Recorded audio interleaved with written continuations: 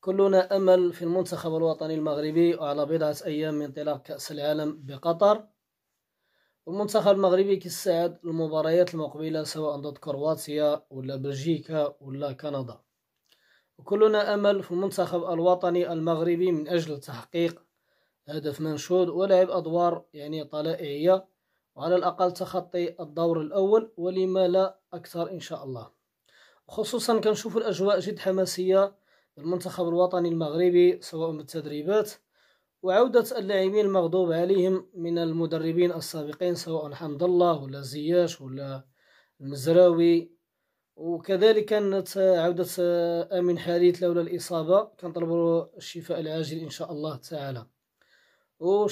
شفنا خصوصا الحمد لله للهب التدريب واللي كيشتغل بجدية بمشقة، واللاعبين كذلك كلهم أمل. وكذلك شفنا التصريحات اللي جد مشجعة من حمد الله، واللي كيسعى المنتخب الوطني المغربي باش يحقق نتائج إيجابية، بحال نقولوا عودة الروح وانسجام اللاعبين والبيئة صبحت جد مشجعة للمنتخب الوطني المغربي من أجل الاشتغال بطريقة جيدة وتحقيق المراد، والغاية هو إرضاء الجمهور المغربي.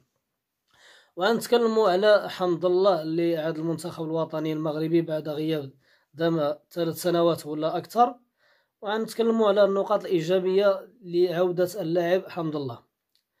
النقطة الإيجابية الأولى هي إرضاء شريحة كبيرة من الجمهور المغربي، واحد فئة كبيرة من الجمهور المغربي اللي كانت كطالب باللاعب عبد الرزاق حمد الله، واللي كيشوف فيه داك نقولوا الهداف اللي يقدر يفيد المنتخب الوطني المغربي بكأس العالم بقطر. هذه النقطة الأولى المهمة. والتشكيلة النهائية اللي أعلن عليها المنتخب مدرب المنتخب الوطني وليد الركراكي اللي رضات واحد فئة كبيرة جدا من الجمهور المغربي. هذه نقطة إيجابية، عودة حمد الله للمنتخب الوطني المغربي وإرضاء كما قلنا شريحة كبيرة من الجمهور المغربي، واحد فئة كبيرة اللي كانت كتطالب بالعودة ديالو للمنتخب الوطني المغربي. النقطة الإيجابية الثانية هو أن حمد الله مستأنس بالأجواء ديال الخليج، واللي لعب في قطر ولعب كذلك في السعودية، ومستأنس بالأجواء والبيئة ديال الخليج، وكذلك مارس في هذه الدوريات. النقطة الإيجابية الثالثة هو أن حمد الله عنده جمهور كبير بدول الخليج، سواء بقطر ولا في السعودية ولا الإمارات ولا البحرين ولا جميع دول الخليج عنده واحد الجمهور كبير خاص به. هذه تكون دعامة للاعب وللمنتخب الوطني المغربي، واللي تفيد المنتخب الوطني المغربي إن شاء الله تعالى في تحقيق نتائج جد مهمة باش ترضي الجمهور المغربي، على الأقل المرور للدور الثاني ولما لا أكثر. وبصراحة كنطلبوا أكثر، على الأقل ربع نهائي كأس العالم، ولما لا يكون طموح أكثر، خصوصا عندنا مدرب الشاب اللي هو وليد الركراكي وتشكيلة مغربية مدججة بالنجوم.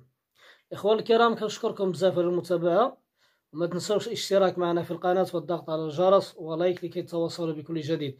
إذا شجعتونا بإمكاننا نتكلموا أكثر في حول المنتخب الوطني المغربي. كاين بعض الأصدقاء اللي كيعرفوني كنت مهتم كثيرا بالكرة المغربية أو كذلك العالمية، اللي عنده شي طرح يخلينا في الكومنتير، وإلا قدرنا نتكلموا عليه إن شاء الله تعالى نتكلموا عليه. نشكركم بزاف، السلام عليكم ورحمة الله.